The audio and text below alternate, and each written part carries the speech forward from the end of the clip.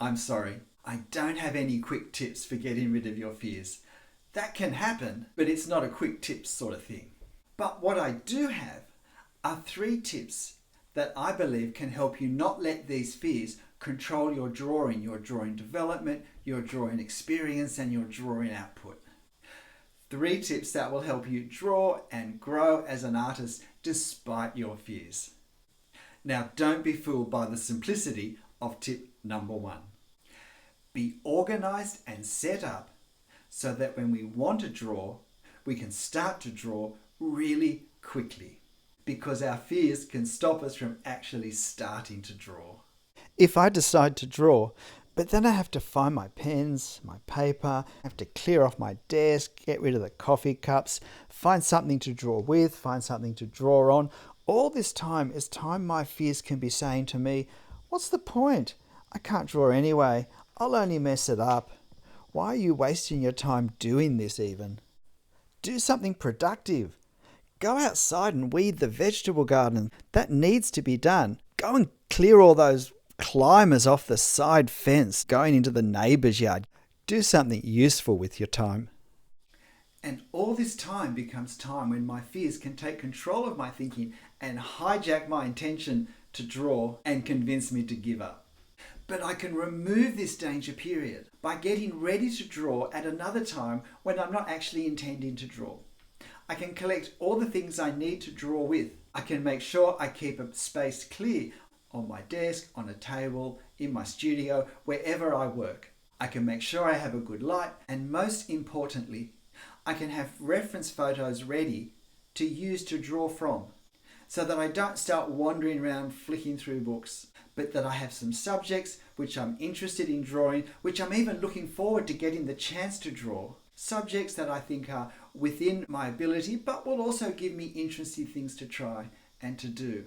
In other words, I'm all set up so that as soon as I think I'd like to draw, I can be sitting down 3 minutes later with a pen in my hand if I want.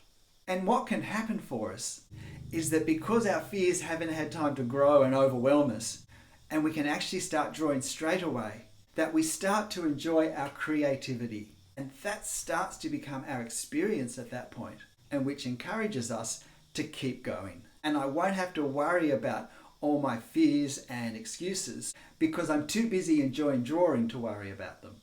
That sounds a whole lot better, doesn't it? So that's tip number 1. Be organized beforehand with everything you need to draw in the way that you draw, particularly with reference photos, so that when the desire comes to draw, you can be starting straight away. My second tip in overcoming the fear of failure in our drawing is also deceptively simple. It's draw differently. You see, when we learn to draw, we have a constant fear that we're going to fail in our drawing in some way for some reason. This actually affects the way we learn to draw. It affects what we draw, how we draw, and so in many ways, it impacts the end result of our drawing, our artwork. So just as an example, if I have a real fear that I'm going to have a line in the wrong place, perhaps I will only ever draw in pencil because I can erase my mistakes. Or if I do draw in ink, I will only ever draw in ink where I have first drawn a pencil guide drawing. And what that means is that that's the only way I feel comfortable drawing. I fear I don't have enough talent in me to draw something really amazing. Then I might never try to draw a subject because I think I will fail if I try. And so I limit my subjects and I limit my skill development, and I certainly limit whatever potential I really have because my fears won't let me risk producing an artwork that doesn't look perfect. Does any of this sound familiar to anyone? If I make myself draw differently, I step out of the process that my fears help to create. And so I separate myself from my fears just that little bit more. My fears don't connect with what I'm doing now because there's no room in this new way of drawing for these fears to express themselves. So here's an example. When I first started drawing in ink, I would only draw over a very carefully drawn pencil outline. I had a very meticulous, accurate style, which I did and still enjoy. But I really wanted to be able to draw with a freer, looser, far more direct style.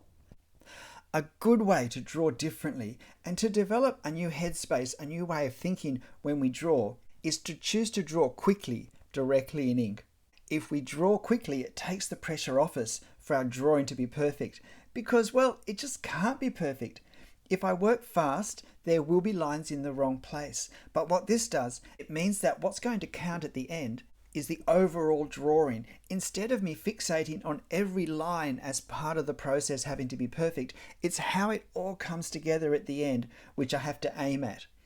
And working directly in ink, of course, means I can't be judging every line I draw because I can't erase anything. So I'm not going backwards in my drawing, I'm only going forwards. I did this drawing of Notre Dame Cathedral for a YouTube video with a limit of 20 minutes, which was about 3 times the speed I would normally have chosen. And that really pushed me. And I had to, in the end, aim to capture the effect of the architecture rather than the exactness of it. And I'm sure the sense of freedom and of looseness and a commitment that I gained in this really helped me in my next drawing. So tip number 3, draw differently, especially faster, because this should help us escape the pattern of drawing that was in part developed by our fear of failure and lead to much greater freedom in the way we draw and enjoy our art. My third tip, and I think in my mind probably the most important one, is this. When you've done your drawing, don't let your drawing criticize you. You criticize your drawing. So what am I saying? I don't know if you've ever had this experience, but you look at a finished drawing and it seems to say to you, why did you even bother? Do you actually think you can draw? Did you think you were good enough to draw this? This all looks wrong. Don't let anyone see this. You will never be able to draw.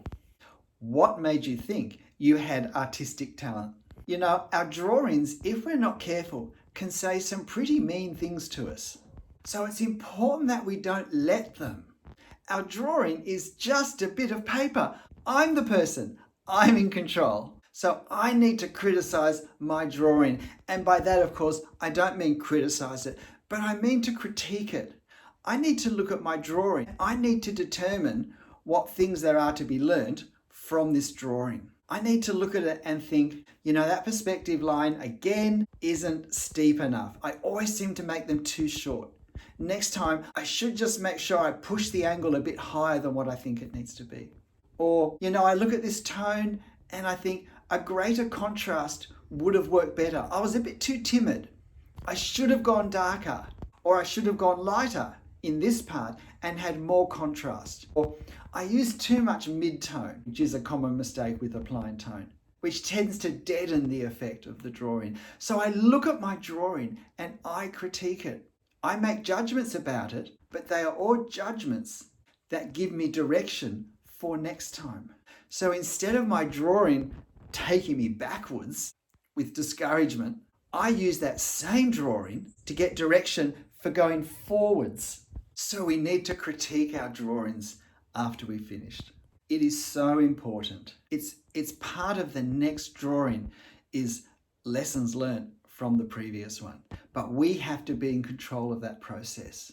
And as I said, what I have found to be the easiest way to critique my drawings is to say, what would I do differently next time? That helps me focus on those aspects of what I've done and what I wanted to achieve that will be most productive in my next drawing.